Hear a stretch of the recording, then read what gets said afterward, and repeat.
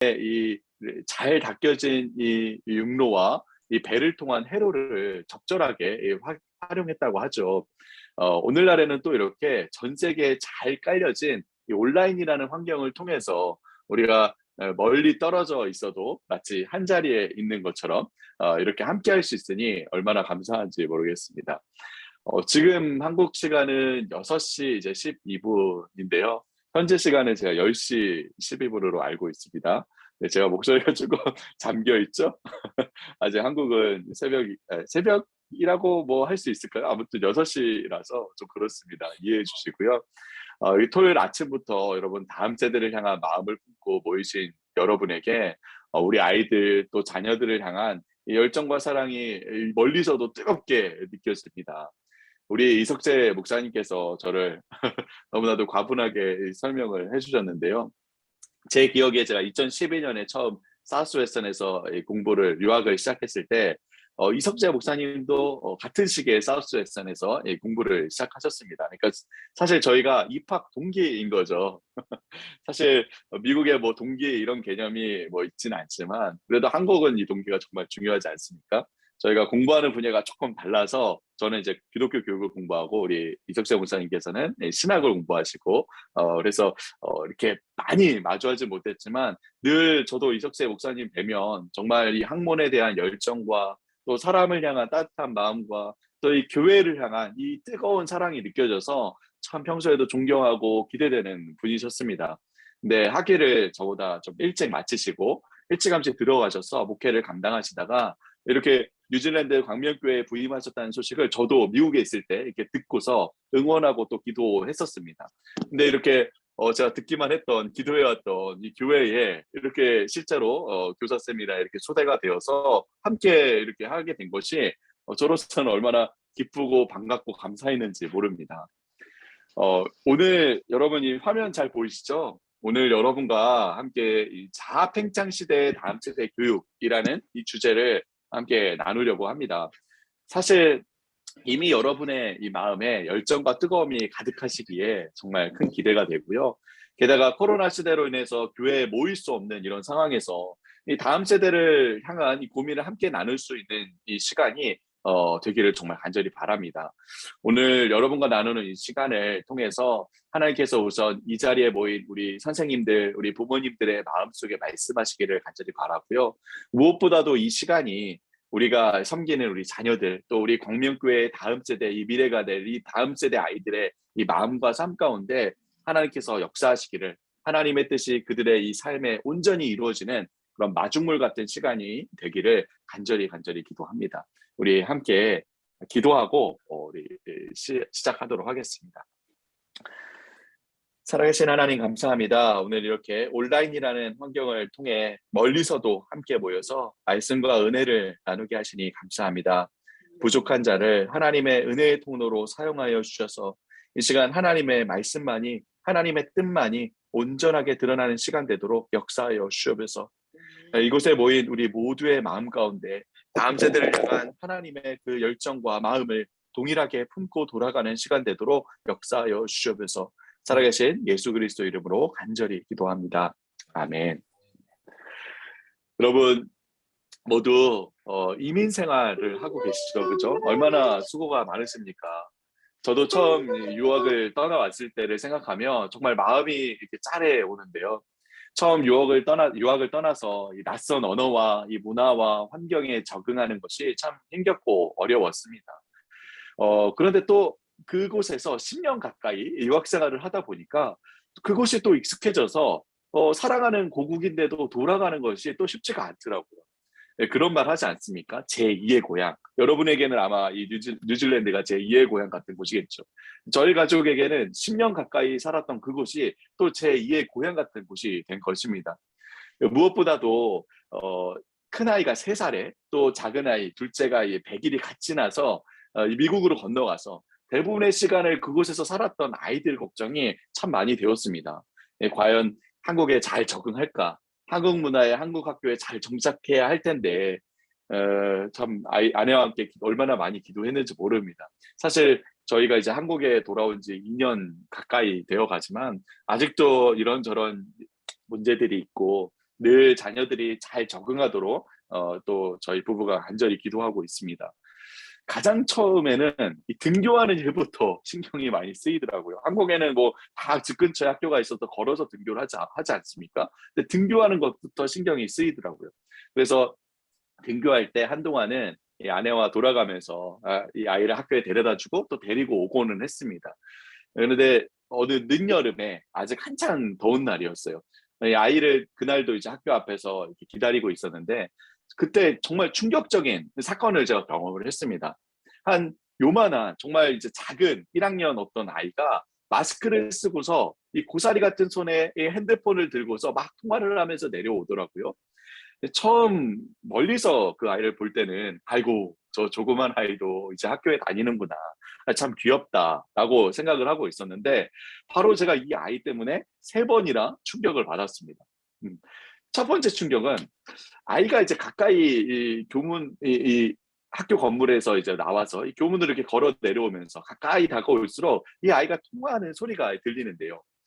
막 씩씩거리면서 아이씨 저이씨 뭐 있는 짜증 없는 짜증 다 내면서 통화를 하고 있는 거예요. 근데 그 하는 이 말과 또 표현이 너무 상스럽고 예.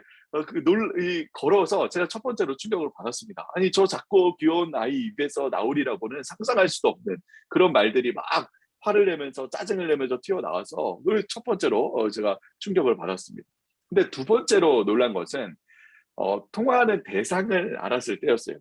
저는 당연히 이 아이가 뭐 친구나 뭐 동생하고 이렇게 얘기를 하나 보다라고 생각을 했는데 제가 뭐 들으려고 들은 건 아니지만 듣다 보니까 이 통화하는 대상이 뭐 친구나 동생이 아니라 바로 누구일 것 같습니까? 자기 엄마인 거예요, 엄마. 엄마가 자기가 나오자마자 그 앞에 딱 대기하고 있지 않았다고 해서 "엄마 왜 없어? 짜증나. 덥잖아. 빨리 안 와? 뭐 하는 거야?" 막 씩씩거리면서 이야기를 하는 거예요. 그래서 두 번째로 충격을 받았습니다. 근데 가장 충격적인 것은 그다음이었는데요. 제가 이렇게 그 아이를 보면서 '야 쟤는 진짜 앞만 보고 달리는 아이구나. 이제 곧 엄마가 올 텐데 아이 얼마나 혼나려고 저희가 저렇게 생각 없이 행동을 하나.'라고 생각을 했죠. 근데 엄마가 왔는데요. 전 당연히 너무 이 예의 없고 버릇 없고 이 막말을 하는 아이를 혼낼 줄 알았죠. 근데 여러분 이 엄마가 어떻게 했을 것 같습니까?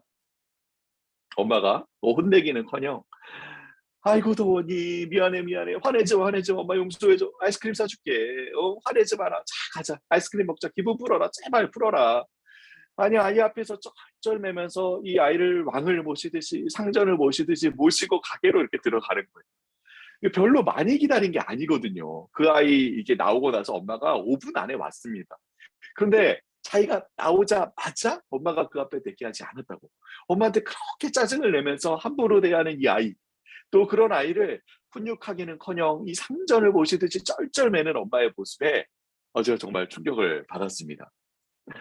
여러분 오늘날 우리 시대를 가리켜서 이 자아팽창의 시대라고 일컫곤 합니다.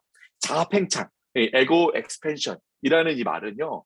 거의 터지기 일보 직전까지 부풀어 오른 그 풍선처럼 이 마음속에 나라는 존재가 자기 자신이란 존재가 정말 터질 정도로 꽉 들어차 있는 그런 상태를 말하는 겁니다. 한마디로 자기 자신밖에 모르는 우리 그런 말 하지 않습니까? 천상천하 유아독전 그죠? 그런 거예요. 내 생각은 다 옳고 내 감정이 가장 중요하고 오로지 내 행복과 기쁨과 이익만을 위해서 살아가는 겁니다. 아까 그 아이의 모습과도 같죠. 아빠고 엄마고 우습게 여기고 자기 감정이 상하면 상한 대로 풀어버려야 하는 겁니다. 나라는 존재가 최우선에 있기 때문에 내가 생각하기에 엄마가 끝나자마자 이 앞에 있었어야만 하는데 그렇지 않은 것은 무조건 잘못된 거고 내 마음이 상했기 때문에 뭐 그 더운 날 이 아이를 챙기기 위해 헐레벌떡 이 달려온 엄마의 마음을 어떠하든 그 감정을 다 폭발시켜야만 하는 거죠. 자아팽창. 마치 부풀 대로 부풀어 오른 이 그림처럼 이 파란 풍선처럼 그 마음에 나라는 존재가 가득 차서 빵빵 터지는 겁니다. 여러분 또 부모는 어떻습니까? 여러분 혹시 들어보셨습니까? 헬리콥터 부모라는 말이 있죠. 어떤 부모를 말하는 걸까요? 이 아이의 엄마 같은 거예요. 이 엄마처럼 모든 아이가 원하는 그대로 바라는 모습 그대로 모든 것들을 다 헬리콥터가 두두두두두 어디든 가서 이 물자를 조달하듯이 무조건적으로 다 제공해 주는 거죠. 근데 그렇게 이 아이 중심의 교육을 받게 되면, 그러니까 아이 입장에서 보자면 이렇게 나 중심의 삶을 살아가게 되면 이 아이는 자라서 결국 어떤 권위도 인정하지 않게 됩니다. 태어나서 처음 만나는 권위 누굽니까? 바로 부모이죠. 그죠? 그 부모의 권위를 무시하고 크게 되는 거예요. 그러다 보니까 그가 자라면서 그는 만나게 되는 모든 권위들, 학교의 선생님도, 뭐 교회의 리더나 교육자도, 나라나 정부의 하나님께서 세우신 리더십들도, 심지어는 하나님까지도 앞으로 그가 만나는 어떠한 권위도 결코 존중하지도 않고 인정하지도 않게 된다는 것이죠. 왜입니까? 왜이죠? 바로 그 마음의 인격이 나를, 자기를 향해 있기 때문에, 그 마음의 지정의의 중심에 내가 서 있기 때문입니다. 내 생각이 다 옳고 내 감정이 가장 중요하고 내 욕심과 내 욕망을 이룬 일이 가장 가치 있고 옳은 것이죠. 그러니 나 위에 어떤 권위도 인정하지 못한 채로 자라게 되는 겁니다. 여러분, 올해 초에 이 한국의 대표적인 이 기독교 철학자이죠. 강영한 교수님의 신간이 나왔는데요. 바로 철학자의 신학 수업이라는 책입니다. 참 하나만, 이 신학 뭐 철학 둘 중에 하나만도 어려운데 그렇죠? 신학자의 철학 수업이라니. 이 강영학 교수님은 여러분 아시듯이 오랫동안 이 서강대학교에서 철학을 가르치다가 현재는 이제 미국의 켈빈 신학교에서 이 기독교 철학을 가르치고 계신 이제 한국의 대표적인 기독교 철학자입니다. 이 책에서 이 강영학 교수님이 우리 시대를 가리켜서 뭐 무슨 시대다 뭐 여러 가지로 이제 정의를 내리는데, 본인이 이 한국의 기독교 철학자로서 생각할 때에 우리 시대의 가장 큰 특징을 꼽으라면 바로 포스트 트루스다, 포스트 트루스 시대다라고 얘기를 합니다. 그러니까 포스트 트루스 시대, 그러니까 진리 이후의 시대라는 거죠. 더 이상 진리가 진리로 받아들여지지 않는 그런 시대라는 겁니다. 모든 것이 다 각자 자기가 중심에 서서 자기 보기에 옳은 대로, 다 각자 자기 소견에 옳은 대로 자기 프레임대로 보고 판단하고 결정하는 그런 시대라는 것이죠. 그래서 이제 더 이상 절대적인 진리가 존재하지 않는, 아니, 진리는 존재하죠. 하지만 그 진리가 더 이상 사람들에게 진리로 받아들여지지 않는 시대라는 거예요. 여러분, 최근에 제가 저희 둘째 딸이 어떤 문제가 있어서 함께 이야기를 나눈 적이 있습니다. 아이가 뭐 잘못을 한 건 아니었고요. 아이가 이제 미국에서 건너오다 보니까 친구를 잘 못 사귀는 거예요. 우리 이석재 목사님 아시겠지만 저희 둘째 딸 아이는 정말 관계 중심적인 아이거든요. 미국에 있는 친구들도 너무 보고 싶고 또 한국에서 이 친구를 잘 못 사귀니까 그게 마음에 너무 속상했던 것 같습니다. 그래서 이제 이 아이하고 진지한 이야기를 나누기 시작했습니다. 저희 둘째 딸 아이의 마음도 달래주고 위로해주고 또 관계에 대해서 하나님께서 어떻게 말씀하시는지 이야기해 주려고 대화를 시작했습니다. 근데 이야기를 이렇게 쭉 이어가는 중에 아이가 대뜸 이렇게 이야기를 하는 거예요. 여러분 들어보십시오. 아빠, 아빠는 그렇게 생각해. 그런데 나는 이렇게 생각하는데, 아빠 생각이 있고 내 생각이 있고 또 아빠가 느끼는 게 있고 내가 느끼는 게 있는데 왜 아빠 생각을 자꾸 나한테 강요해? 아빠 생각은 아빠 생각이고 내 생각은 내 생각이야. 아빠 생각을 나한테 강요하지 마. 띠로리. 아니 여러분, 제가 뭐 강요한 게 아니에요. 이렇게 혼을 내거나 화를 내지 않았거든요. 근데 얘기를 하는 중에 대뜸 아이가 이렇게 얘기를 하는 거예요. 여러분, 이 말에 대해서, 이 저희 둘째 딸 아이의 말에 대해서 어떻게 생각하십니까? 이 말을 듣고 저는 흠칫 놀랐어요. 왜냐하면 바로 이 말이 강영한 교수님이 말했던 오늘날의 그 시대 정신을 고스란히 담고 있기 때문이에요. 포스트 트루스 시대. 다 각자의 생각과 느낌이 있고 귀 기울여야 하는, 들어야 하는 진리는 존재하지 않는다는 거예요. 이 아이의 말이 딱 그 사실을 아이의 수준에서 말하고 주장하고 있었던 것이죠. 물론 여러분, 아이들 각자의 생각과 느낌이 있죠. 아이의 마음을 공감하고 헤아려 주지 못하고 아이의 말과 생각에 귀 기울이지 않은 채로 그저 부모의 생각만 강요하는 것은 절대로 옳은 일이 아닙니다. 자녀의 마음을 헤아리고 그들의 이야기에 귀를 기울이지 않으면 결국 우리가 우리 자녀들의 마음을 노엽게 만드는 일이 되죠. 여러분, 에베소 6장 4절 말씀에 이렇게 얘기하죠. 우리 오디오를 다 끄셨죠? 끈 상태로 우리 같이 한번 읽어봅시다. 시작. 또 아비들아, 너희 자녀를 노엽게 하지 말고 오직 주의 교훈과 훈계로 양육하라. 네, 이 6장 4절에 자녀들의 마음을 노엽게 하지 말라고 부모들에게 경계하지 않습니까? 하지만 여러분, 우리가 또한 자녀의 마음을 노엽게 하지 말라는 말을 결코 오해해서는 안 됩니다. 에베소 6장 4절에 자녀의 마음을 노엽게 하지 말라고 한 바로 그 다음에 뭐라고 말씀하십니까? 바로 오직 주의 교훈과 훈계로 양육하라라고 하시죠. 그러니까 노엽게 하지 말라고 해서 아무 말도 하지 말아야 된다는 것이 아니라는 거예요. 그래서 하나님께서 또 이 에베소 6장 4절 이전에 1절에 자녀들을 향해서 먼저 뭐라고 말씀하십니까? 우리 이 말씀도 다 같이 한번 읽어볼까요? 다 같이 읽겠습니다. 시작. 자녀들아, 주 안에서 너희 부모에게 순종하라. 이것이 옳으니라. 네, 부모에게 순종하라. 그것이 옳은 일이라고 앞서서 자녀들에게 말씀하시는 것입니다. 우리가 자녀의 마음을 노엽게 하지 말라는 이 말씀은요, 아무 소리도 하지 말고 자녀가 생각하는 대로 다 받아주고 원하는 대로 다 들어주라는 그런 아까 살펴봤던 헬리콥터 부모가 되라는 말이 아니라는 것이죠. 자녀의 마음을 우리가 헤아리고 그들의 이야기에 귀를 기울여야 하지만 부모는 또 분명한 기준, 바로 하나님의 교훈과 훈계로 자녀를 가르치고 양육해야 하는 겁니다. 제가 이 딸 아이의 말을 듣고 분명 지금까지 한 번도 우리 딸아이가 이런 말을 한 적이 없는데 이렇게 말하는 것은 분명 어디에선가 누군가에게 이런 생각을 듣고 이 영향을 받은 거라는 생각이 들었습니다. 뭐 학교에서 배우는 공부나 선생님의 이야기나 친구들과의 대화나 미디어에서 들려주는 메시지나 어디에선가 이런 생각의 씨앗이 아이의 마음에 떨어진 것이죠. 그래서 아내하고 이런저런 이야기를 나누다가 아이가 이 생각을 어디에서 영향을 받아 하게 되었는지 알게 되었습니다. 저는 처음에는 당연히 또래 친구들에게 영향을 받았구나, 혹은 텔레비전에 뭐 그런 장면이 있었나 이렇게 추측을 했었는데, 충격적이게도 아이가 이런 생각을, 여러분 어디에서 영향을 받았다고 생각하십니까? 어디에서 이런 생각을 전해주었다고 생각하십니까? 바로 충격적이게도 학교였어요. 학교. 8년 만에 이 한국에 돌아와 보니까 교육과정도 다 개정되고 과목들 이름도 많이 바뀌었더라고요. 그런데 한국의 이 초등학교 과목 중에 제가 처음 들어보는 과목이 있었습니다. 바로 이거였어요. 여러분 들어보셨나요? 창체라고 혹시 들어보셨나요? 창체? 이 창체는 창의적 체험 학습 혹은 창의적 체험 활동의 약자예요. 이 창체. 예. 여러분, 이 창체는 예전에 제가 이제 학교 다닐 때는 CA 혹은 HR이라는 과목도 여러분 기억하시나요? CA 혹은 HR 이런 학급 활동, 특별 활동을 개정해서 창체로 바꾼 겁니다.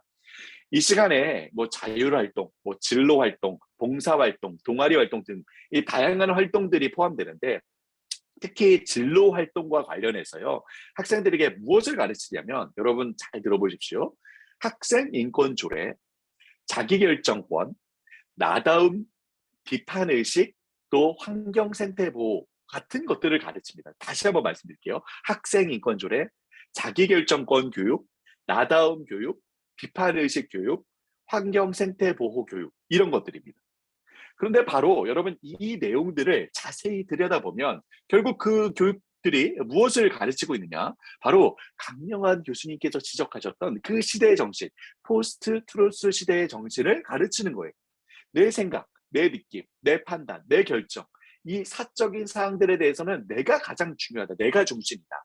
다른 사람이 나에게 어떠한 생각이나 느낌이나 판단이나 결정을 결코 강요하거나 대신 내려줄 수가 없다. 모든 것은 내가 스스로 판단하고 결정해야 하는 것이다. 뭐 이런 내용들입니다. 여러분 들으시기에는 어떻게 들리십니까? 뭐 겉으로 들을 때는 뭐 그런 거 아닌가라는 이렇게 생각이 들 수도 있습니다. 이제 여러분 한국에도 이런 막 들어오고 있는 이런 교육은요, 사실 유럽 쪽의 교육에 영향을 받은 거라고 볼 수 있는데요. 유럽, 특히 독일에서는 아이들에게 이전에 없었던 세 가지의 교육을 새롭게 시키고 있다고 합니다. 바로 성교육, 정치교육, 생태교육이에요. 성교육, 정치교육, 생태교육. 성적 자기결정권을 중시하도록 하는 이 성교육과 선동가들을 분별할 수 있도록 해주는 이 비판의식을 심어주는 정치교육, 그리고 이 환경과 이 동물들의 권리를 높이는 바로 생태교육입니다. 이 교육을 다시 한번 정리해서 얘기하자면 결국 각자 다 자기 자신, 나라는 이 자신을 중심으로 해서 나 자신과의 관계, 또 다른 사람과의 관계, 그리고 이 세상과의 관계를 세우고자 하는 그런 교육이에요. 근데 여러분, 과연 이 교육이 정말 아이들을 바르게 키울 수 있는 그런 교육일까요? 많은 교육학자들과 이 아이를 둔 부모들이 이 교육에 열광을 합니다. 이 유럽의 이 앞서가는 교육이 우리 한국 교육의 뭐 대안인 것처럼 생각을 하곤 합니다. 물론 여기에서 말하는 바들 중에 우리가 긍정적으로 생각해보고 받아들여야 할 점들이 분명히 있죠. 건강하고 바른 자아 정체성을 갖고자 하는 교육, 뭐 쉽게 선동당하지 않고 올바른 기준으로 분별력을 갖게 하는 교육, 뭐 생태와 환경을 잘 지키고 보호하는 교육, 모두 반드시 필요한 교육이고요. 성경적인 근거들을 갖고 있습니다. 우리가 뭐 시편 139편에서 보듯이 성경은 자신이 어디로부터 왔으며 어떻게 지음을 받았고 무엇을 바라고 뜻하며 살아가는지 분명히 우리가 알아야 한다라고 강조를 하죠. 그러니까 자아교육에 대해서 가르치는 겁니다. 따라서 우리가 아까 에베소 6장 4절에서 이 살펴봤듯이 우리는 분명 우리 다음 세대들, 이 자녀들을 하나님의 교훈과 훈계로 권위를 갖고 가르쳐야겠지만 또한 자녀의 마음을 노엽게 해서는 안 된다라고 얘기하는 것이죠. 자녀를 사랑으로 품고 마음이 감화되도록 가르쳐야지 권위로 눌러서 기계처럼 강제해서는 안 된다는 것입니다. 또한 성경도 분별하는 것이 얼마나 중요한지 가르칩니다. 호세아서 4장 6절에 보면 하나님의 백성이 분별력이 없어서 이 거짓 선지자들의 예언에 선동당해서 망했다고 탄식하는 장면이 나오죠. 성경은 분명히 우리가 잘못된 메시지들을 분별하고 비판할 수 있어야 한다고 가르치고 있습니다. 끝으로 하나님께서 창조하신 이 세상을 지키고 관리한 이 생태교육 역시 하나님의 청지기인 우리 인간의 당연한 의무이자 책임입니다. 창세기 1장 28절 또 2장 15절에서 얘기하는 것처럼 사람은 마땅히 하나님께서 부여하신 이 하나님의 형상을 발휘해서 온 피조물들을 지키고 보호하고 관리해야 합니다. 그런데 여러분, 이 교육의 문제는 무엇입니까? 이 교육의 문제점은 어디에 있습니까? 바로 이러한 교육, 이 자아교육, 관계교육, 이 자연교육, 이 생태교육의 중심에 누가 서 있는 겁니까? 누가 서 있죠? 바로 나 자신, 자기 자신. 그 중심에는 다 각자 자기 자신이 있는 거예요. 하나님 없이 하나님을 배제하고서 스스로를 바라보게 하는 자아교육이고, 하나님 없이 다른 사람과의 관계를 생각해보는 이 교육이며, 하나님 없이 세상과의 관계를 세우려는 교육이라는 것이죠. 하나님을 배제하고서 각자 자기 자신을 그 중심에 둔 채로 모든 관계들을 맺는 거예요. 성을 포함한 자기의 어떤 욕망과 욕구라도 제한 없이 마음껏 발산하여 자아를 찾고자 하고요. 어떤 권위도 인정하지 않고 모든 외부의 소리는 철저하게 비판하며 스스로 모든 판단의 주체이자 기준이 되고자 하는 거예요. 겉으로는 고생하게 이 환경과 생태의 보호를 내세우죠. 하지만 여러분, 왜 여기서 환경을 보호하고 생태를 지켜야 한다고 하는 겁니까? 그 이유가 뭘까요? 이 생태교육에서 반복하는 표현이 있는데요. 바로 지속 가능한 미래, 지속 가능한 사회, 지속 가능한 인류예요. 그러니까 계속 반복해서 이 교육에서 지속 가능한이 반복돼서 나옵니다. 왜 환경과 생태를 보호해야 하는 거죠? 그래야 인류가 결국 내가 환경 파괴와 기후 변화로 인한 멸종을 면하고 지속적으로 생존할 수 있기 때문이죠. 결국 생태 교육도 이기적인 동기로 세상을 도구화한 결과라는 거예요. 겉으로는 이 세상 이 자연을 보호하고 생태를 보호하자고 하지만 결국에는 그 중심에 내가 있는 것이죠. 여러분, 그런데 하나님 없이 정말 올바른 자아 교육이 이루어질 수 있을까요? 하나님 없이 정말 이웃과의 바른 관계를 세울 수 있을까요? 하나님 없이 정말 이 자연을 아끼고 관리하려는 그 정말 진정한 동기를 만들어낼 수 있을까요? 하나님 없이는요, 결국 남는 것은 나밖에 없는 거예요. 나밖에 남지 않습니다. 극단적인 개인주의 혹은 극단적인 집단주의, 그 이상 이하로밖에 갈 수가 없다는 것이죠. 여러분, 한 가지만 예로 들겠습니다. 성교육. 여러분, 이 교육에서 왜 성교육을 자아교육이라고 부르는 걸까요? 왜 성교육이 자아교육일까요? 여기에서 우리가 잘 아는 한 인물이 등장합니다. 바로 정신분석학의 아버지라고 불리는 사람, 누구입니까? 바로 지그문트 플로이드입니다. 지그문트 플로이드. 이 플로이드는 사람의 자아, 이 에고이죠. 에고, 이 자아가 어떻게 형성된다고 주장하느냐. 바로 인간의 본능과 욕구, 주로 이 욕구를 이 성에 대한 욕구라고 하고 이를 리비도 혹은 이드라고 얘기하는데요. 프로이드는 이 성적 본능이 이 인간에게 생길 때에 비로소 자아가 형성된다라고 말을 합니다. 그런데 그런데 슈퍼에고라고 하는 이 사회적 규범, 윤리, 도덕이 이 리비도, 이 성적인 본능을 자꾸 악마하고 공격을 하면 자아가 죄책감을 갖게 된다는 거예요. 그럼 자아가 죄책감 가운데 제대로 자라나지 못하고 그저 이 사회의 그런 어떤 슈퍼에고에 굴종하고 거기에 복종하는 그런 종속적인 존재로 살아가게 된다고 말을 합니다. 그래서 유럽의 이 성교육은 이런 성적 욕구와 충동, 리비도를 더 이상 어떤 권위도 이 부모나 학교나 사회나 어떠한 곳도 결코 억제하고 억누르고 죄책감을 주어서는 안 된다라고 합니다. 그럼 어떻게 되는 겁니까? 어떻게 하는 거죠? 그렇게 성교육을 시키는 거예요. 자기가 결정하도록. 성적 자기 결정권이죠. 성적 욕구가 있니? 그럼 다른 사람에게 피해를 주지 않는 선에서 네가 결정해서 건강하게 즐겨라. 아이들의 성적인 욕구를 막지 말라. 그들도 자기가 결정해서 그 욕구를 즐길 권리가 있다. 성적 지향, 뭐 남자가 남자에게 끌리든 여자가 여자에게 끌리든 막지 마라. 물리적으로 주어지는 성별과 그 이후에 자기가 인식하는 성별은 다를 수 있다. 이런 육체적인 성별이 영어로는 섹스라고 하죠. 자기가 인식하는 성별인 젠더라고 하죠. 이것은 다른 것이다. 자기가 자기 성을 결정하도록 두어라. 여러분, 그래서 이들은 성전환 수술이라고 하지 않습니다. 우리는 보통 이제 성을 전환하는 걸 성전환 수술이라고 하지 않습니까? 근데 이런 성적 자기결정권을 주장하는 사람들은 성전환 수술이 아니라 성확정 수술이라고 합니다. 그러니까 무슨 얘기죠? 물리적으로 주어진 성은 아직 확정되기 전의 성이고 이제 자라가면서 내가 인식하는 스스로 그 성을 확정할 수 있다는 거예요. 여러분, 심지어 제일 충격적인 것은 그래서 정말 이 아이들, 초등학교도 들어가진 않는 아이들이라도 성적 욕구가 있으면은 그것도 인정해 주어야 한다는 거예요. 아이들도 이 초등학교도 들어가지 않은 아이들도 성적 욕구를 즐길 권리가 있다라고 주장하는 거예요. 여러분, 이렇게 이야기의 논리가 연결되는 겁니다. 그래서 혼전 성관계 괜찮다는 거예요. 동성애 괜찮다는 거예요. 성전환도 괜찮다는 거예요. 소아정애 괜찮다는 거예요. 다 자기 자신이 결정하는 거라는 거예요. 그렇게 두어야 자아가 제대로 잘 자라날 수 있다는 거예요. 잘 형성될 수 있다는 거예요. 여러분, 뭐 심지어는 뉴욕주에, 여러분 다 아시죠? 뉴욕주에 남자와 여자 외에 성 X라는 새로운 성을 만들어낸 거 아시죠? X라는 성. 근데 그 X라는 성에는 무려 31개의 성이 포함되어 있습니다. 31개의 성. 아니, 어떻게 성이 31개나 있을까요, 여러분? 뭐 남자 여자 포함해서 33개인 거죠. 어떻게 31개나 있을까요? 여러분, 좀 우스갯소리지만 심지어는 어떤 성도 있냐면 별을 사랑하는 성도 있답니다. 여러분, 이게 말이 됩니까? 말도 안 되죠, 그죠? 근데 내가 그냥 생각하는 거, 나의 존재는 별을 사랑하는 그런 성을 가진 존재야. 난 남자도 여자도 아니야. 나는 별을 사랑하는 존재야. 이렇게 생각한다는 거예요.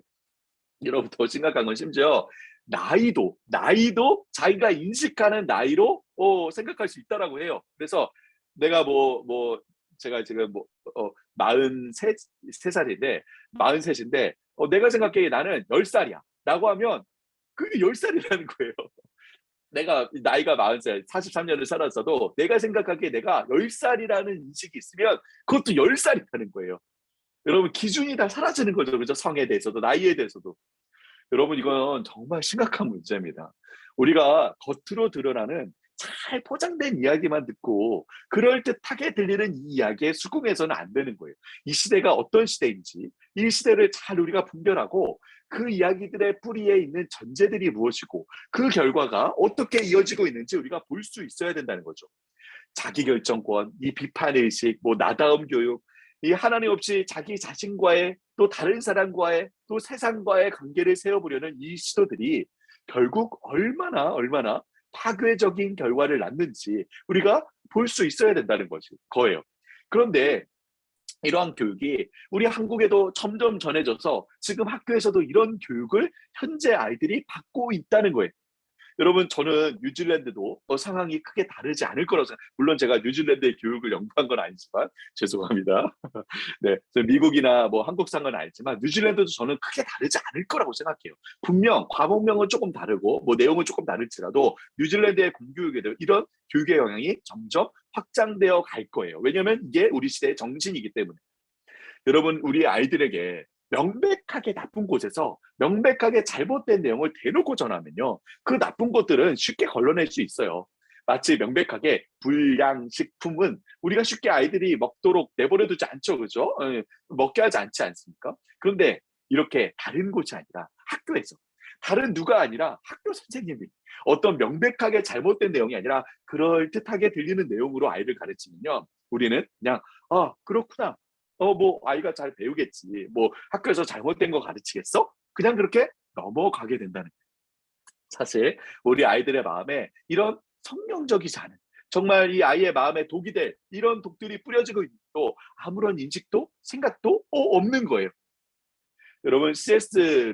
루이스가 쓴 스크루테이프의 편지 다 아시죠? 이 스크루테이프의 편지라는 책에서 이 삼촌 악마인 스크루테이프가 조카 악마인 웜우드에게 사람들을 악으로 깨고 유혹하는 31개의 전략을 설명하죠. 그러면서 대놓고 악마, 악마 그러면 아무도 안 속는다. 늘 교묘하게, 그럴 듯이 아닐 듯이 정말 전략적으로 다가가야 한다라고 이렇게 얘기하지 않습니까? 정말 여러분 사탄은요, 성경이 이야기하듯이 교묘하게 괴계를 갖고 전략적으로 다가오는 겁니다. 자, 여러분 그래서 이야기가 길게 이어졌는데 여러분, 제가 제 딸아이하고 대화를 얘기했었죠. 그래서 제가 이 딸아이의 말을 듣고 그냥 넘어갈 수가 없었습니다. 사실 모르면 그냥 넘어갈 수 있었죠. 또는 그냥 야 아빠인데 그게 무슨 말버릇이냐 이렇게 핀잔 정도 주고 끝냈을 수 있습니다.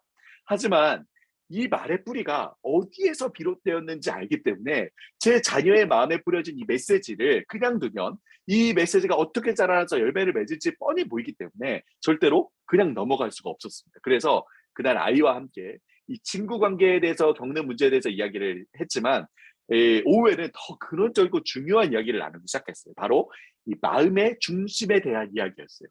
제가 뭐 이 1시간 가까이 아이와 함께 이렇게 길게 이야기를 함께 나누었지만 정리하자면 이렇게 이야기를 했습니다. 짧게 정리하자면 미나야, 제 둘째 딸 아이 이름이 미나거든요. 미나야, 우리 시대는 다 각자 자기가 생각하는 대로, 자기 보기에 옳은 대로, 자기가 느끼는 대로 살라고 하지만 이처럼 내가 나의 주인이고 왕이 되는 것은 결코 하나님 뜻이 아니란다. 우리 마음의 주인은, 우리의 왕은 오직 하나님 한 분이야. 따라서 우리는 세상이 하듯이 내가 왕이 되어서, 내가 하나님이 되어서 내 생각과 내 뜻대로 나를 위해서 살아가는 사람들이 아니야. 우리는 하나님을 우리의 왕으로, 주인으로 삼고 하나님의 말씀과 하나님의 뜻을 따라서 하나님의 영광과 기쁨을 위해 살아가는 하나님의 백성들이란다. 그리고 미나야, 하나님은 아빠에게 너를 이처럼 하나님을 왕으로 보시는 거룩하고 경건한 자녀로 양육하는 이 중요한 임무를 아빠에게 맡기셨어. 아빠는 이 하나님의 명령에 따라 너를 가르쳐 주는 거야.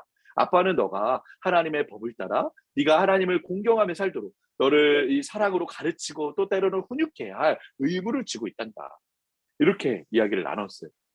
감사한 것은 아이와의 대화가 하나님의 은혜로 정말 잘 이루어졌고요. 아이가 잘 받아들였습니다. 아마 이런 생각의 씨앗이 아이에게 뿌려진 지 얼마 되지 않았기 때문에 가능했던 것 같아요. 하지만 그냥 두고 오래 지나서 이 생각이 아이의 마음에 깊이 뿌리를 내리고 자라갔으면 아마 요즘 아이들 말로 하듯이 아마 이 말을 나누던 중에 아이가 이렇게 얘기할 수도 있습니다. 아유, 아빠 꼰대. 근데 아이가 그렇게 하지 않았습니다. 네, 잘 이 대화가 이어졌습니다. 여러분, 우리가 아이들이 이렇게 나올 때에 두 가지 반응을 보일 수 있습니다. 하나는 그냥 넘어가는 거예요. 좀 듣기에는 그래도 그러려니 하고 넘어가는 겁니다. 또 하나는 윽박지르고 강요할 수 있어요. 아니 부모에게 그 무슨 말버릇이야 막 이렇게 다그치고 혼을 낼 수 있겠죠. 저는 두 가지 모두 극단적인 반응이고 결코 좋은 결과를 얻지 못한다고 생각합니다. 아이의 마음에 뿌려지는 이 세상의 잘못된 메시지들을 그냥 나고 자라게 두는 것도 잘못된 반응이고, 반대로 아이의 마음에 이 아이의 마음이 상하고 노엽게 만들도록 그 메시지를 긁어내는 것도 옳지 않습니다. 에베소 6장 말씀처럼 정말 자녀의 마음을 노엽게 하지 않으면서도 분명한 우리 하나님의 말씀을 따라서 교훈하고 홍계할 수 있는 지혜가 필요하죠. 하지만 이 두 가지 반응 중에 그래도 더 안 좋은 반응을 고르라면 저는 전자라고 생각합니다. 우리 아이들의 마음에 이런 시대 정신이 고스란히 전해지고 있는데 때로는 몰라서, 때로는 바빠서, 때로는 어떻게 말을 꺼내야 할지 막막하고 몰라서 그냥 넘어가는 거예요. 그럼 아이들의 마음에는 계속해서 이 시대 정신, 이 세상의 메시지가 계속해서 심기고 자라고 그들의 생각과 말과 행동으로 삶으로 열매를 맺게 되는 거죠. 여러분, 우리 시대는 가면 갈수록 이처럼 철저하게 자기 중심적인 시대가 되어가고 있습니다. 몇 해 전에 미국 최대 기독 리서치 기관이 조지 바나라는 기관이 있습니다. 이 기관과 이 청소년들을 대상으로 이 기독교 세계관 캠프와 이 기독교 세계관 학교를 운영하는 임팩트 360이라는 기관이 있어요. 이 두 기관에서 콜라보를 해서 과연 우리 시대의 청소년들 또는 청년들이 어떻게 생각을 하고 있고 육적인, 심리적, 사회적, 영적으로 어떤 상태에 있는지 조사를 했습니다. 그래서 이렇게 젠지, 여러분 화면에 보이시죠? 젠지, 제너레이션 Z, Z세대라고 우리 시대의 아이들을 정의하고 조사 결과를 발표했습니다. 요즘 여러분 한창 뭐 밀레니얼 세대와 Z세대를 합쳐서 MZ세대라는 이야기를 많이 하죠. 근데 사실 이 조사가 거의 처음으로 Z세대에서 언급했던 아주 중요한 조사예요. 그래서 이 조사에서 Z세대가 어떤 특징이 있는지 여러 지표들을 보여주면서 두 권의 이 리서치 자료집, 이 책을 이렇게 냈는데요. 저한테 자료들이 있는데 그 특징들을 다 모아보면요. 결국 한 가지를 가르치고 있습니다. 한 가지. 바로 철저하게 나 중심적인 그런 세대가 되어가고 있다는 거예요. 늘 이 세대들은 무엇을 먹을까, 무엇을 마실까, 어디로 갈까, 무엇을 할까, 그래서 어떻게 하면 조금 더 인생을 즐길 수 있을까 늘 고민하는 세대라고 합니다. 요즘 아이들 말로 혹시 여러분 들어보셨습니까? 플렉스. 이 플렉스라는 말 들어보셨나요? 플렉스는 영어로는 구부리다라는 의미예요. 구부리다. 근데 무엇을 구부리라는 겁니까?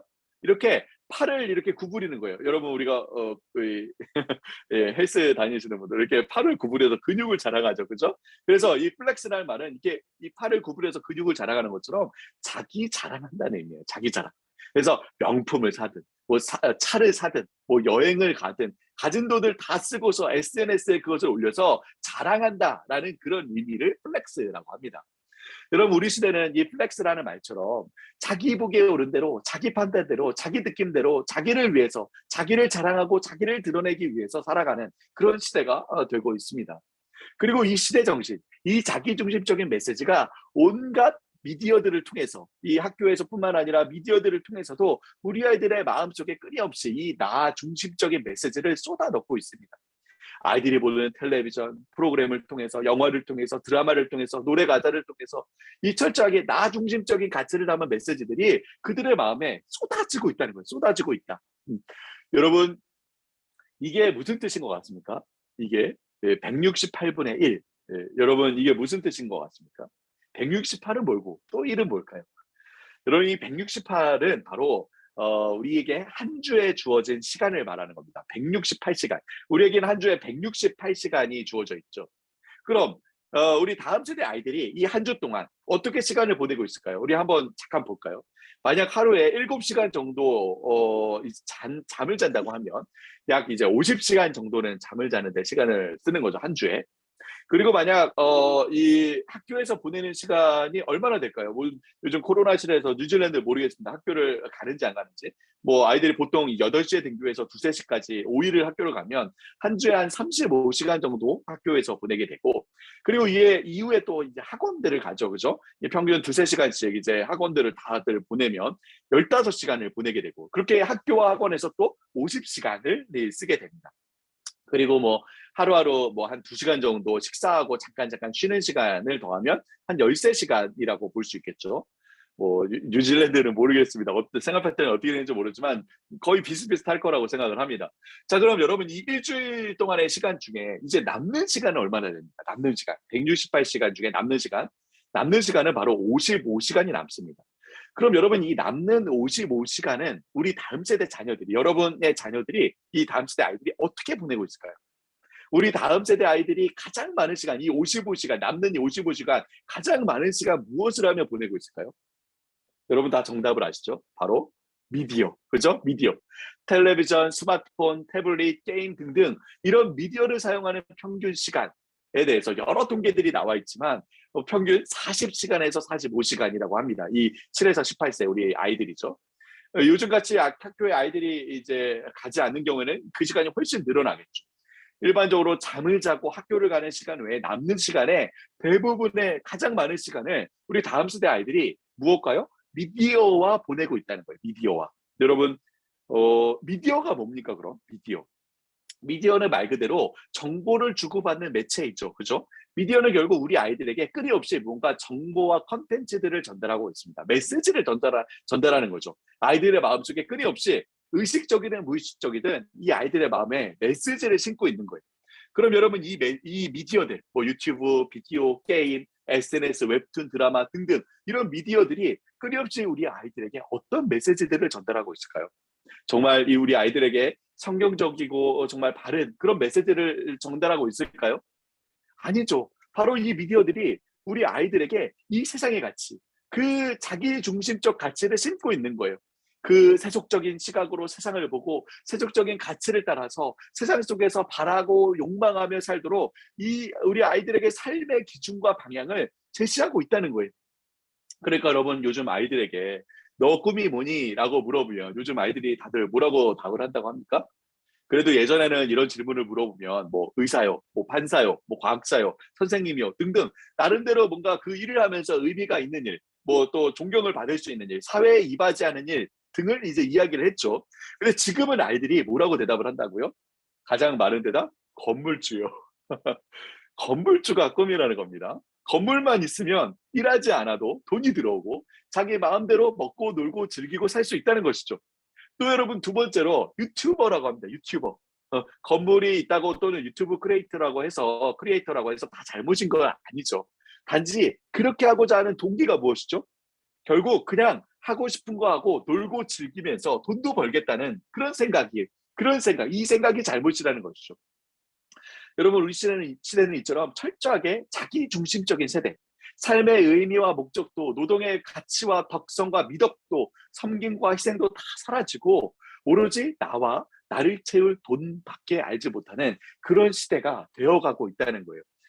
여러분 뭐 최근에 우리 넷플릭스에서 오징어 게임이라는 컨텐츠가 나왔죠. 여러분 다 보셨습니까? 한국의 컨텐츠들이 이렇게 또 세계적으로 각광을 받으니까 참 마음이 좋기도 하지만 또 한편으로 제가 이제 첫째 아이한테 물어보니까 이 오징어 게임이라는 넷플릭스 이 컨텐츠를 다 봤다고 하더라고. 반 아이들이 다 봤다. 자기하고 자기 외에 또 다른 친구 한 명 빼곤 다 봤다. 6학년이거든요. 근데 또 둘째 아이가 옆에 있다가 이제 이 둘째 아이 3학년이에요. 3학년 초등학교 3학년인데 둘째 아이가 옆에 있다가 우리 아이들은 우리 반에는 한두 명밖에 안 봤는데 이래서 그래도 이제 좀 저학년들은 좀 부모들이 통제를 하는구나라고 생각을 했어요. 근데 한 주, 두 주 지나고 나서 또 아이가 이렇게 얘기를 하는 거예요. 아빠, 우리 반 아이들도 다 봤대. 그러니까 3학년 아이들도 그 오징어 게임이라는 이 컨텐츠를 다 본 거예요. 여러분 이 오징어 게임의 그런 또 잔인한 부분, 뭐 또 선정적인 그런 부분들도 물론 나쁘고 좋지 않지만 여러분 무엇보다도요. 이 컨텐츠에 담겨져 있는 아주 세속적인 가치들.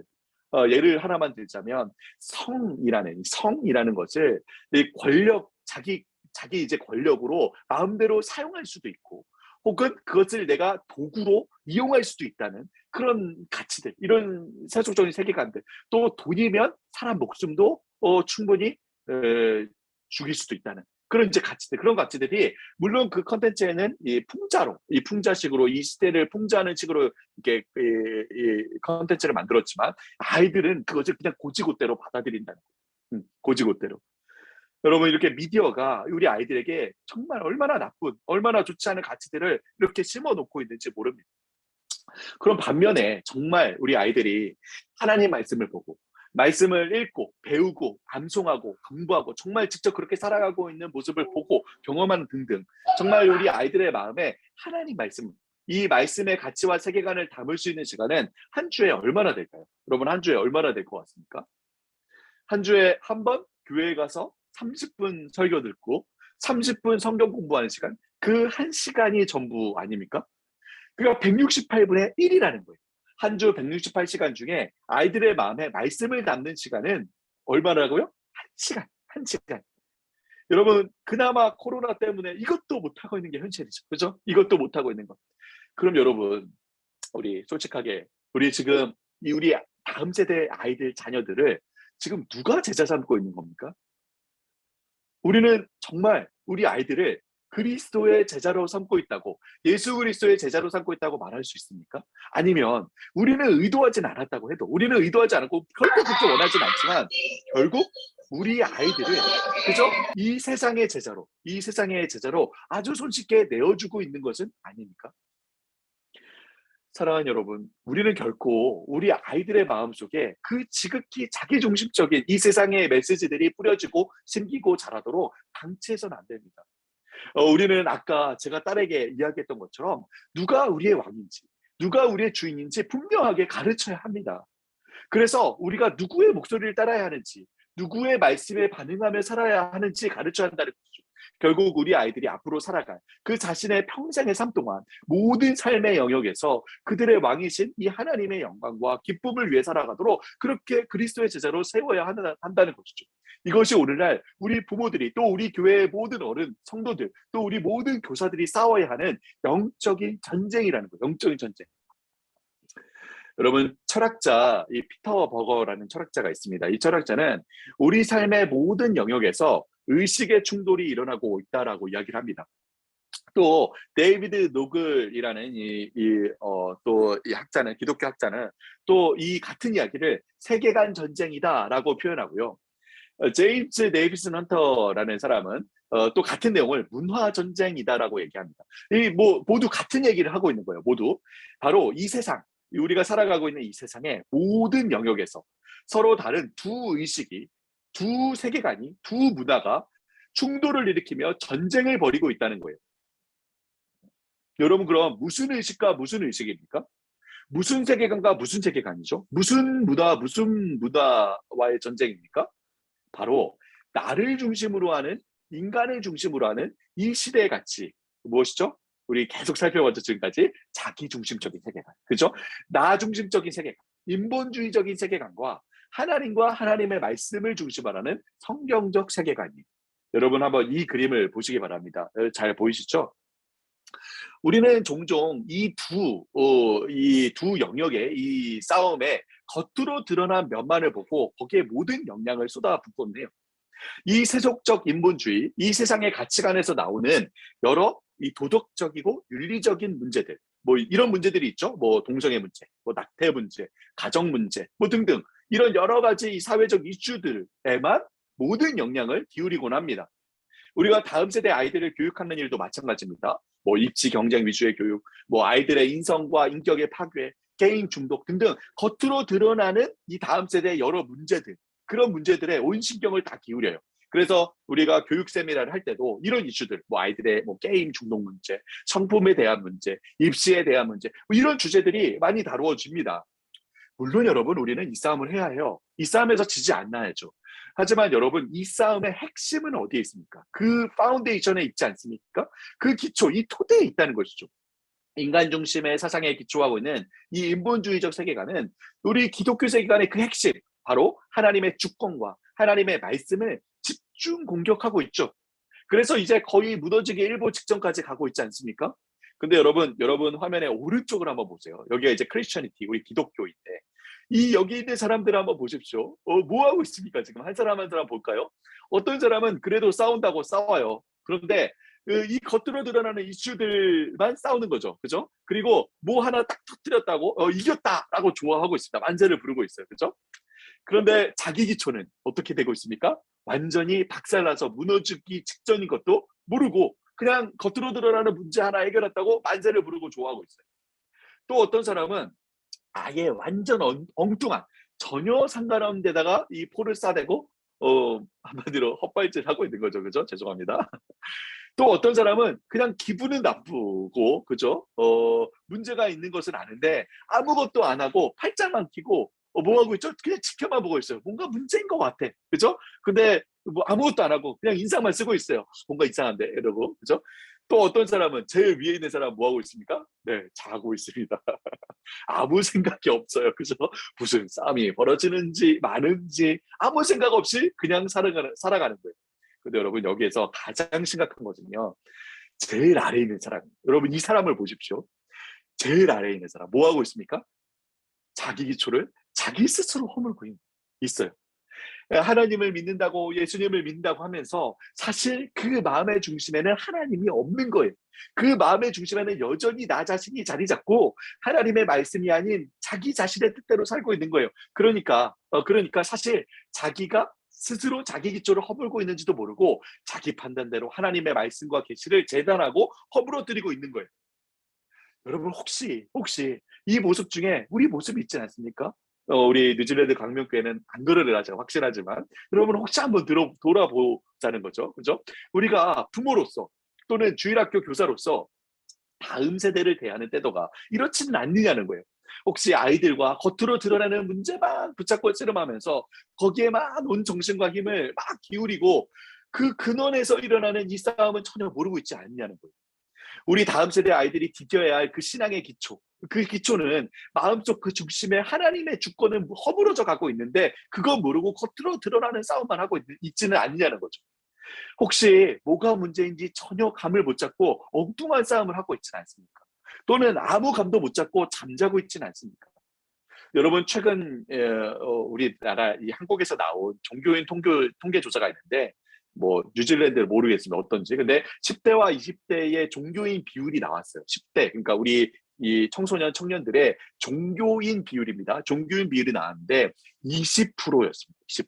그러니까 이 한국의 10대, 20대 청소년 청년 중에 종교인, 이 종교가 있는 사람들이 20%, 종교가 없는 사람들이 78%라고 해요. 78%. 그러니까 거의 80%에 육박하죠.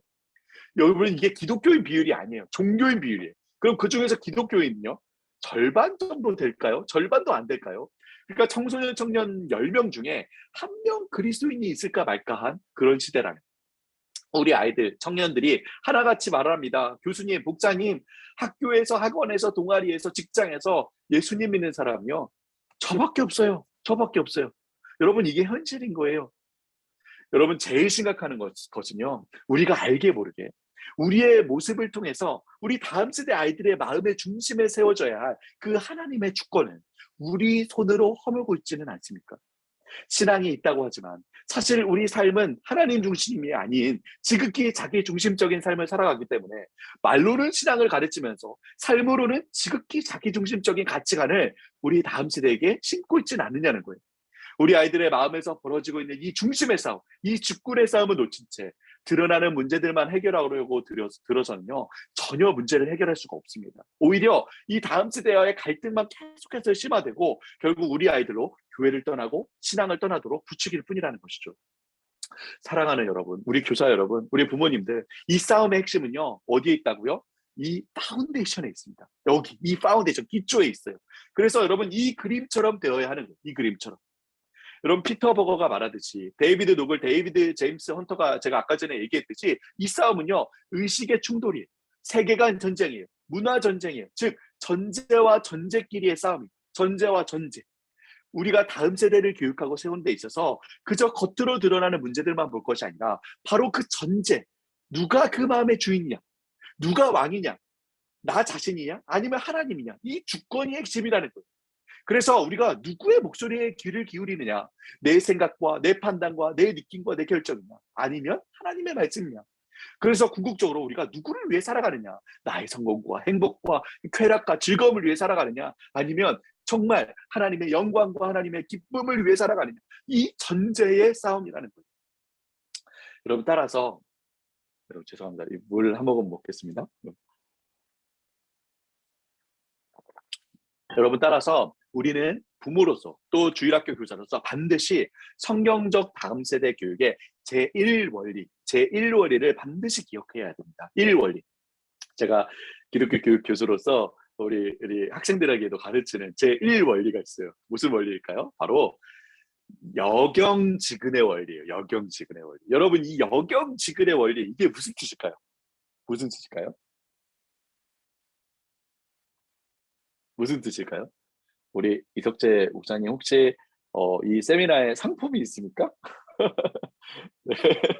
가장 먼저 이 여경지근의 원리가 무슨 원리인지 채팅창에 혹은 이제 오디오를 켜고 말씀하시는 분에게는 우리 선물을 주실 거죠? 네, 주시리라 믿습니다. 네. 무슨 여호와를 원리일까요? 경외하는 것이 지식의 근본이다. 누구십니까? 네, 맞습니다. 우리 김대협 지사님이십니까? 네, 김대협 지사님 맞습니다. 정답입니다. 우리 김대협 지사님께 선물을 꼭 드리도록 하십시오. 네, 감사합니다. 네, 맞아요, 맞아요. 이게 사자성어 같지만 사자성어가 아닙니다. 성경 말씀을 요약한 건데, 우리 뉴질랜드 광명교회 수준이 정말 높습니다. 제가 뭐 어디 세미나를 가서 이렇게 빨리 대답이 나온 적이 없었는데, 대단하십니다. 네, 바로 잠언 1장 7절 말씀이죠. 우리 다 같이 한번 읽어볼까요? 우리 오디오를 끄고 다 같이 한번 읽어봅시다. 시작. 여호와를 경외하는 것이 지식의 근본이다. 한 번 더 읽어보자. 한 번 더 시작. 여호와를 경외하는 것이 지식의 근본이라. 여경지긋, 그죠? 여러분, 이 여경지긋, 우리가 이 여호와를 경외하는 것이 정말 모든 지식의 근본입니다. 우리가 이것을 정말 정말 기억해야 돼요. 우리 아이들을, 다음 세대를 교육할 때 반드시 기억해야 됩니다. 이 세상과 삶에 대한 가장 근본적이고 기초적인 질문들에 대해서 다른 무엇이 아니라 하나님에게서, 또한 그분의 계시, 즉 말씀으로부터 답을 찾는 것이 참으로 지혜의, 지식의 근원이라는 거예요. 우리가 이 답에 기초하고 있어야지만 이 세상과 우리 삶의 모든 영역에서 발견하는 수많은 지식들을 비로소 바르게 보고 해석할 수 있는 거예요. 반드시 이 원리를 따라서 우리 아이들을 양육하고 가르쳐야 합니다. 부모라면 누구라도 자녀가 지혜롭게 자라가기를 정말 바라겠죠. 그렇죠? 그러니 우리 한국에 지혜라는 이름도 얼마나 많습니까? 여러분 중에 혹시 지혜라는 이름을 가지신 분이 계십니까? 특히 여러분 한국 부모들은 정말 자녀가 똑똑하고 지혜롭게 자라가기를 너무나도 원하지 않습니까? 그래서 우리 한국 아이들이 뭐 전 세계 어딜 가도 그래도 다들 이제 잘하죠, 공부들을. 그죠? 그런데 여러분, 성경이 바로 그 지혜의, 지식의 근본이 뭐라고요? 바로 하나님을 경외하는 거라는 거예요. 천상천하, 유아독존, 다 자기가 자기 인생의 주인이 되어서 자기 보기에 옳은 대로, 자기 속에는 옳은 대로 살아가며 자기 욕심을 이루기 위해, 자기 욕망을 이루기 위해 살아가는 이 자아팽창의 시대, 이 포스트 트루스 시대에서 우리는 반드시 우리 아이들을 여호와를 경외하는 아이들로 세워야 한다는 거예요. 여호와를 경외하는 아이들. 이 하나님을 우리 아이들의 왕으로 삼고 하나님의 음성에 귀를 기울이며 하나님의 영광과 나라를 위해 살아가는 그런 아이들로 양육하고 가르쳐야 한다는 거예요. 그럼 여러분, 우리가 어떻게 이렇게 할 수 있을까요? 어떻게 이처럼 여호와를 경외하는 아이들로 키울 수 있을까요? 여러분, 마지막으로 우리에게 너무나도 익숙한 한 말씀, 여러분도 여러 번 들어봤을 법한 그런 말씀인데요. 바로 신명기 6장 말씀입니다. 신명기 6장. 오늘날 여러분 쉐마라고 잘 알려진 말씀인데요. 먼저 다 같이 한번 읽어볼까요? 시작. 이스라엘아 들으라. 우리 하나님 여호와는 오직 유일한 여호와이시니 너는 마음을 다하고 뜻을 다하고 힘을 다하여 내 하나님 여호와를 사랑하라. 오늘 내게 명하는 이 말씀을 너는 마음에 새기고 내 자녀에게 부지런히 가르치며 집에 앉았을 때든지 길을 갈 때든지 누워있을 때든지 일어날 때든지 이 말씀을 강론할 것이며 너는 또 그것을 내 손목에 메어 기호를 삼으며 내 미간에 붙여 표로 삼고 또 내 집 문설주와 바깥문에 기록할지니라. 아멘. 여러분, 이때의 이스라엘 백성은요, 처음 이 약속의 땅 가나안 땅에서, 이 가나안 땅 앞에서 불평하고 원망했죠. 그러다가 광야에서 이제 40년 동안을 지내게 돼요. 그러다가 이 출애굽한 1세대들은 다 죽었어요. 다 죽고 2세대인 이 광야 세대죠. 광야 세대들이 다시 그 약속의 땅, 그 가나안 땅 앞에 서 있었어요. 이 신명기의 배경이라는 거예요. 그러니까 1세대들은 다 이제 40년 동안 광야에서 다 죽고 이제 2세대들이 광야에서 살아났던 그 광야 세대죠. 2세대들이 그 약속의 땅 앞에 다시 서 있는 거예요. 하나님께서는 이들에게 이 약속의 땅에 들어가서 이제 그들이 하나님 백성으로 어떻게 살아가야 하는지 다시 하나님의 말씀을 들려주세요. 그게 이제 신명기입니다. 이스라엘 백성이 처음 이집트에서 나와서 시내자에서 하나님과 언약을 맺을 때 하나님께 주셨던 그 하나님 나라의 법과 규례를 다시 이 2세대들에게 약속의 땅 앞에서 들려주고 계시다는 거예요. 그래서 여러분, 신명기를 영어로 뭐라고 합니까? 신명기를 영어로 듀로노미라고 해요. 듀로노미. 왜 듀로노미라고 합니까? 이 듀로노미라는 말은요, 헬라어로 듀테로스 플러스 노모스가 합쳐진 말이에요. 듀테로스 플러스 노모스. 뜻이 the repetition of the law라는 뜻입니다. 그러니까 반복해서 듣는 하나님의 법이라는 의미예요. 반복해서 듣는 하나님의 법. 그래서 신명기 5장까지 하나님께서 이 규례와 이 하나님 나라의 규례와 법을, 이 시내산에서 주셨던 그 규례와 법을 신명기 1장부터 5장까지 쭉 이스라엘 백성에게 말씀해 주세요. 특히 신명기 5장에는 출애굽기에 나오는 그 십계명 말씀, 하나님의 법의 핵심이죠. 이 십계명 말씀을 다시 이 신명기 5장에서 말씀해 주세요. 그리고 6장에서 바로 이 쉐마 말씀을 주시는 거예요. 여러분, 쉐마라는 이 말은요, 히브리어의 말은 들으라라는 의미예요. 들으라. 이 말은요, 성경에서 1000번 넘게 사용되는 아주 중요한 단어입니다. 여러 1000번 넘게 이 구약 성경에 사용되는데요. 대부분 많은 부분에 하나님께서 이 쉐마라는 하나님을 대상으로 사용될 때는 하나님께서 중요한 사항을 명령하실 때, 특히 이 언약적 관계 안에서 이 백성들에게 이 명령하실 때 아주 중요한 말씀을 하실 때 사용되거든요. 그러니까 이스라엘 백성은 아마 이 쉐마라고 시작이 되면 바로 하나님께서 이 중요한 사항을 지금 명령하시는구나라고 알았을 거예요. 그런데 여기서 이 쉐마라고 하고서 뭐라고 나옵니까? 이 쉐마 말씀을 우리가 두 가지로 나누어서 살펴볼 수 있는데요. 첫 번째는 이스라엘아 들으라.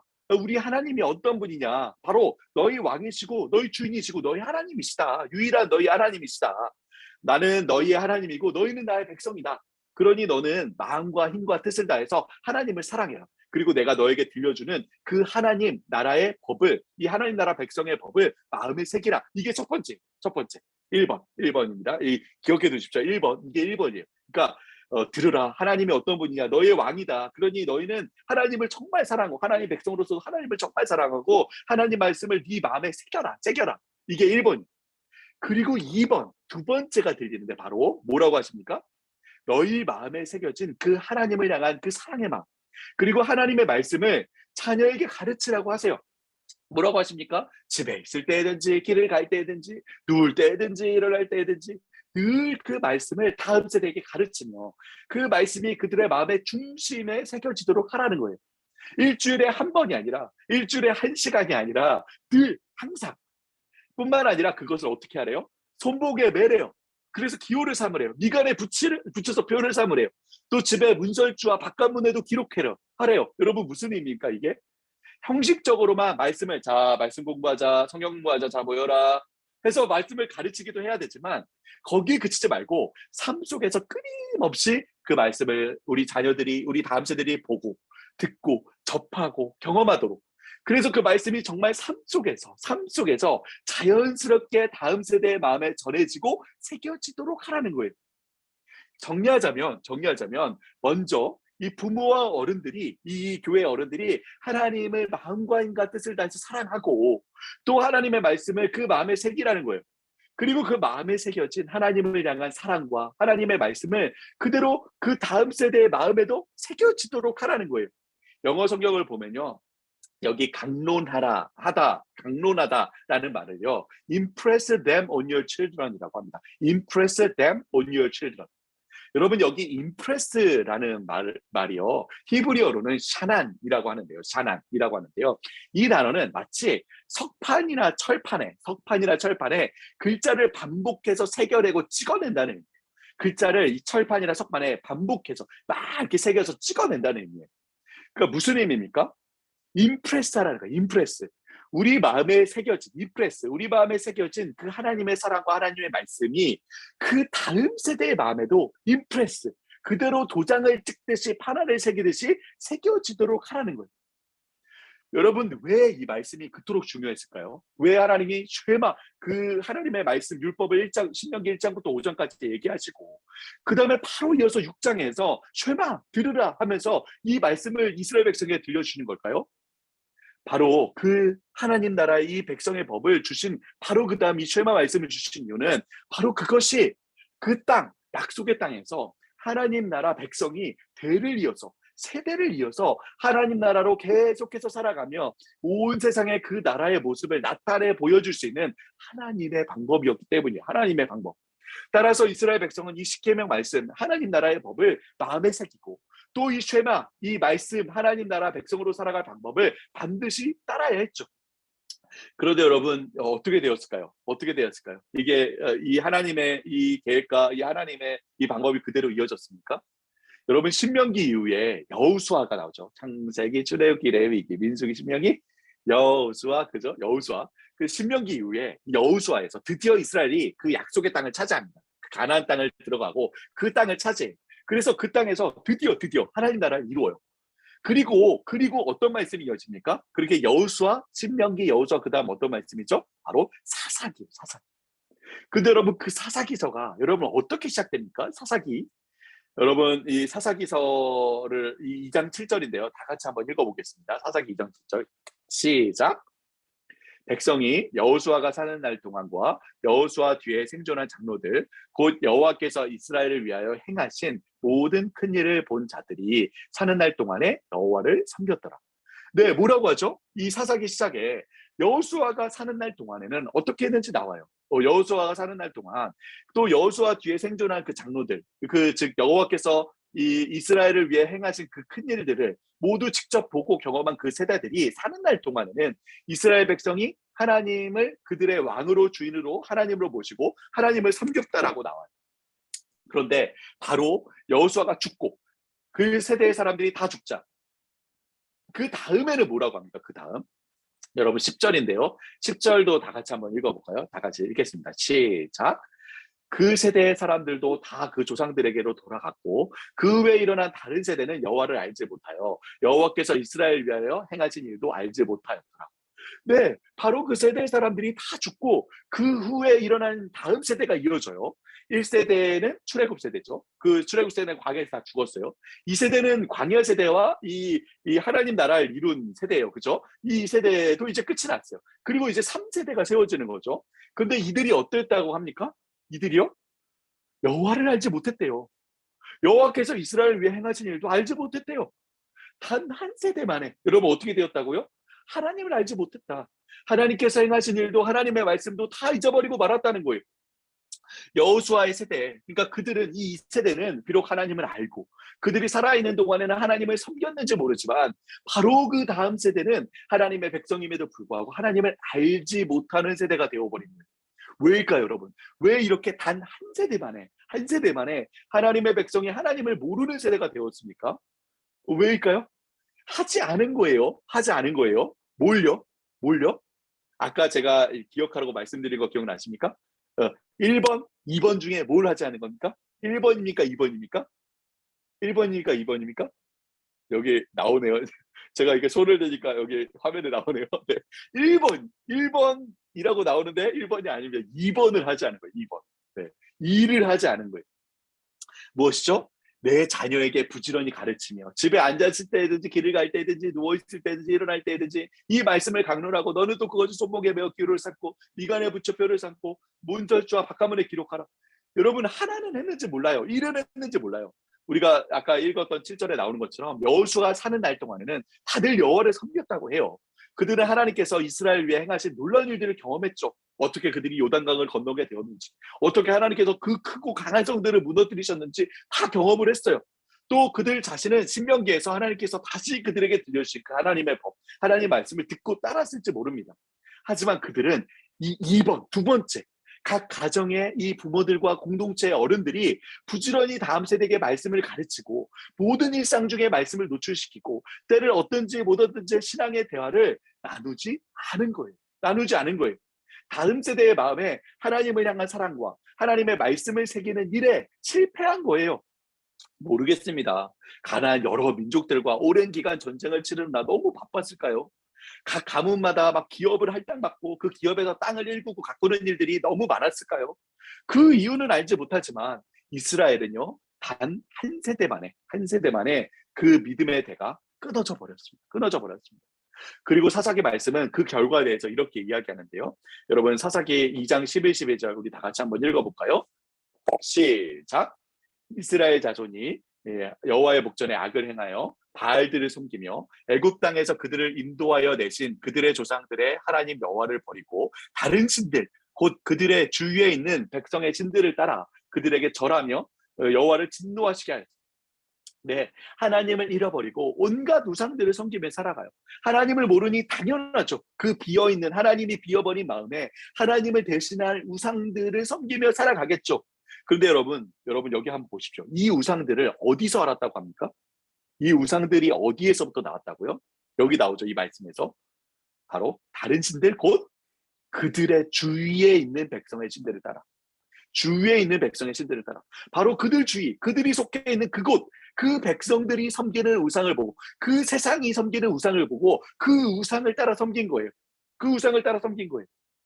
여러분 이렇게 사사시대가 시작되는 겁니다. 그리고 우리가 잘 아는 그 사사시대의 그 패턴 무엇이죠? 이스라엘 백성이 하나님을 잊고 제멋대로 살아가면 하나님께서 그들을 심판하시죠. 그들이 그리고 그 심판을 받고 회개하면 하나님께서 사사를 세우셔서 그들을 구하십니다.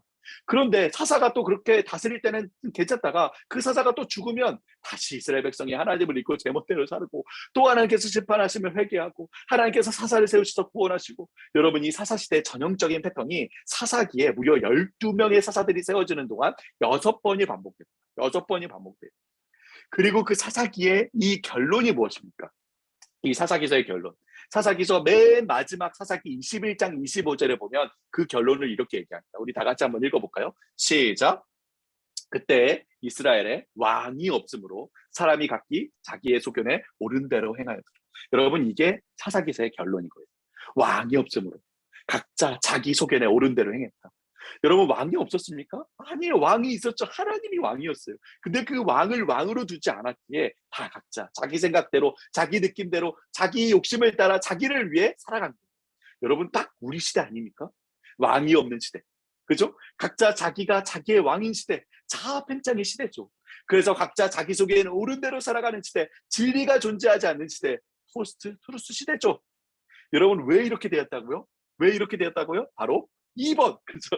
일을 하지 않았기 때문에 여호수아가 살아있는 동안은 하나님께서 행하신 일을 보고 경험하고 또 하나님을 마음의 중심에 두고 하나님을 섬기며 살았는데 그 하나님을 사랑하는 마음, 하나님의 말씀이 새겨진 그 마음을 다음 세대에게는 전해주지 못한 거예요. 그들의 마음에는 새겨져 있었는지 모르지만 다음 세대에게는 전해주지 못한 거예요. 사사들이 살아있는 동안은 그래도 하나님께서 그들을 어떻게 구원하셨는지 경험했고 하나님을 왕으로 섬기며 살았는데 그들의 왕이신 하나님과 하나님의 말씀을 다음 세대에게는 알려주지 못했다는 거예요. 그러니 이 다음 세대들의 이 마음에 왕이 없으니 그 마음의 중심이 비어있으니 각자 자기 소견에 옳은 대로, 아니 더 정확하게 말하자면 그들 주위의 그 이방 민족들이 살아가는 방식 그대로 우상을 섬기며 살아가는 것이죠.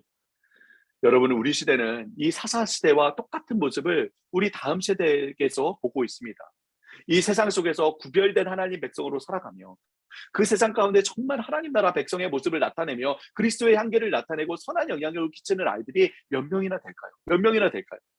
아니 오히려 이 세상 속에 동화되어서 학교에서 또 미디어에서 받는 그 영향에 그대로 노출되어서 그 가치대로 살아가며 억지로 예배는 와주지만 그들의 생각과 가치와 삶은 전혀 이 세상과 전혀 다를 바가 없이 살아가는 그런 아이들이 대부분 아닙니까? 그럼 어디에서 잘못된 겁니까? 왜 이렇게 되었다고요? 일을 하지 않았기 때문에. 일을. 사랑하는 여러분, 하나님께서 우리에게도 동일하게 말씀하십니다. 이 신명기 6장 쉐마 이스라엘, 이 말씀은 약속의 땅에서 하나님 백성으로 살아갈 이스라엘 백성에게만 주어진 말씀이 아니에요. 바로 우리 이 세상 가운데 하나님 나라를 이루어가야 할 우리 교회에도 주어진 말씀이에요. 따라서 우리도 이 말씀에 귀를 기울여야 합니다. 특히 이 사사 시대와 같은 이 시대를 우리가 이 반면교사로 삼아서 처절하게 실패한 이 이스라엘 백성의 모습을 보며 뼈아프게 우리가 이 쉐마 말씀을 들어야 한다는 것이죠. 여러분 우리 그래서 한번 이 말씀을 따라서 한번 다시 읽어볼까요? 제가 조금 우리 시대에 맞게 좀 개정을 했습니다. 이 말씀인데요. 한번 이게 1번과 2번 이렇게 나눠져 있는데 좀 더 크게 해서 한번 읽어봅시다. 다 같이 한번 읽어봅시다. 시작. 성도 여러분 들으십시오. 아 잠깐만요. 죄송합니다 여러분. 자 우리 마지막이니까 이 마지막 구절인데 이건 마지막이니까 우리 다 오디오를 켜고 같이 서로의 목소리를 들으면서 한번 읽어볼까요? 다 한번 오디오를 켜시고 다 같이 한번 한 목소리를 읽어보겠습니다. 시작. 성도 여러분 들으십시오. 하나님은 우리 왕이십니다. 하나님이 우리 주인입니다.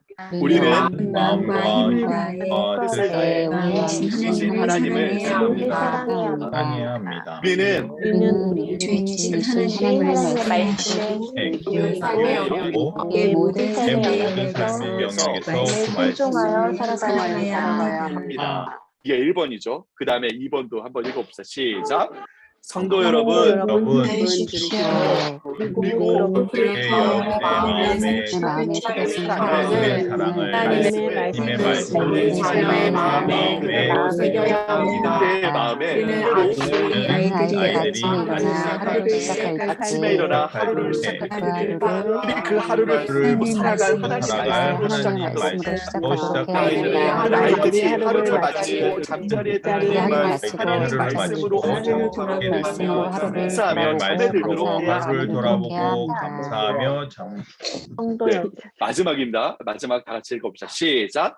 성도 여러분, 여러분 들으십시오. 집에 이 집에 있을 있습니다. 뿐 아니라 길 갈 때나 친구를 나 만날 때나 행동때나 할 때나 말씀 안에서 하나님의 떠나지 말씀 않도록 해야 합니다. 하지 해야 않도록 합니다. 마음에 말씀이 새겨져 마음에 있을 말씀이 때 말씀이 새겨져 있고 모든 삶의 영역 모든 삶의 속에서 영역부터 말씀 속에 말씀으로 배우며 며 살아가도록 살아가도록 해야 합니다. 아멘.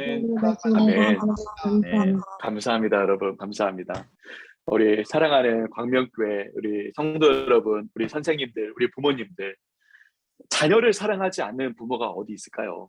또 다음 세대가 중요하지 않다고 말하는 교회가 또 어디 있겠습니까? 모든 부모가 다 자녀를 사랑하고 모든 교회가 다음 세대가 중요하다고 합니다.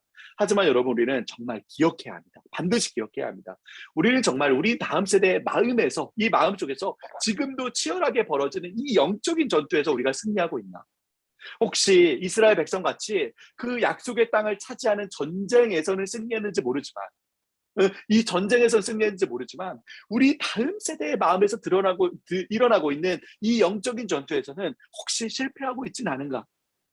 우리 광명교회의 부모님들 또 선생님들이 한 마음 한 뜻이 되어서 우리 마음에 먼저 하나님을 향한 이 마음과 힘과 뜻을 다하는 사랑과 하나님의 말씀을 새기고, 그 다음 동일한 마음을 우리 다음 세대의 마음에도 그대로 새기는 그런 공동체가 되기를 정말 주님의 이름으로 축복합니다.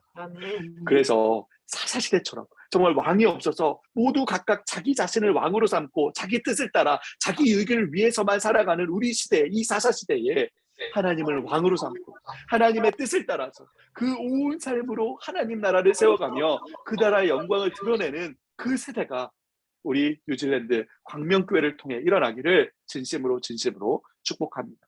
아멘. 우리 함께 기도하겠습니다. 살아계신 하나님, 감사합니다. 부족한 자를 세우시고 다음 세대를 향한 이 마음, 하나님의 꿈을 우리 귀한 뉴질랜드 광명교회 성도들과 나누게 하시니 정말 감사합니다. 우리 다음 세대의 마음에 이 사탄 마귀가 뿌려대는 세상의 메시지를 우리가 간과하지 않게 하여 주옵소서. 우리가 가정의 부모들, 또 주일학교 교육자, 선생님들, 그리고 교회의 어른들이 정말 한마음 한뜻으로 다음 세대의 마음에 하나님의 마음을 새길 수 있도록 역사하여 주옵소서. 그래요, 하나님, 이 혼란한 시대, 다 각자 자기 뜻대로 자기 왕국들을 세워가는 이 시대 속에서 흔들리지 않는 예수 그리스도 그 든든한 반석 위에 굳건한 하나님 나라를 세워가는 다음 세대들이 우리 뉴질랜드 광명교회 안에 일어나도록 역사하여 주옵소서. 살아계신 예수 그리스도 이름으로 간절히 기도합니다. 아멘. 아멘. 네, 감사합니다, 여러분. 예, 감사합니다. 감사합니다. 우리 같이 이제 한 20분 정도 시간을 드릴 테니까 부서별로 요 밑에 보시면 소회의실을 제가 만들어 두었습니다. 예, 거기에서 우리 들어가셔서, 혹시 못 들어가신 분이 있으면 제가 이동시켜 드릴 테니까 유아유치부, 유초등부, 청소년부 이렇게 있으니까 그쪽으로 들어가셔서 같이 우리 교육자님들과 함께 오늘 같이 들었던 내용, 같이 소감과 느낀 점 같이 좀 나누고 50분에 다시 밖으로 나오시면 같이 또 이야기를 마무리하도록 하겠습니다. 자, 이동을 먼저 그럼 하겠습니다. 예, 소회의실 눌러보면 본인이 이동할 수 있도록 해놨습니다. 예, 우리 이희순 집사님은 유초동부 쪽으로 가셔서 같이 이야기를 나누시면 좋을 것 같고요. 네.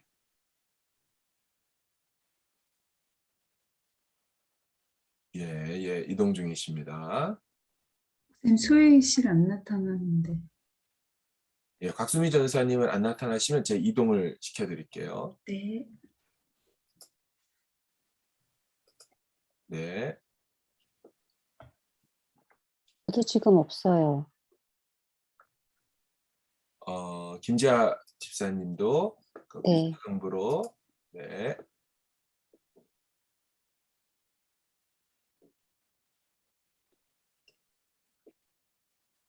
예. 목사님, 저도 옮겨주세요. 예, 예. 이지선입니다. 선생님 유초등부 예. 네네, 감사합니다. 네.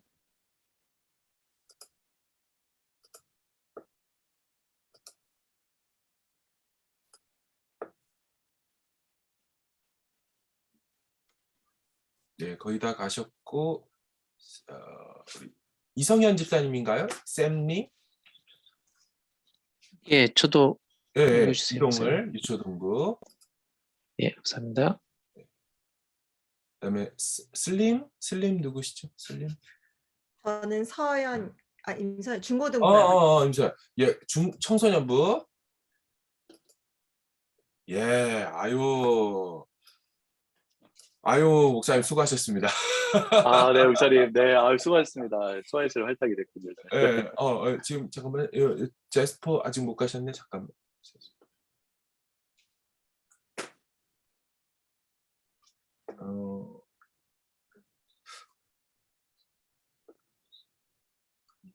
네.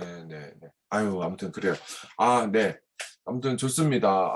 이렇게 또 네, 열정적이고 너무 유익한 강의를 주셔서 감사합니다.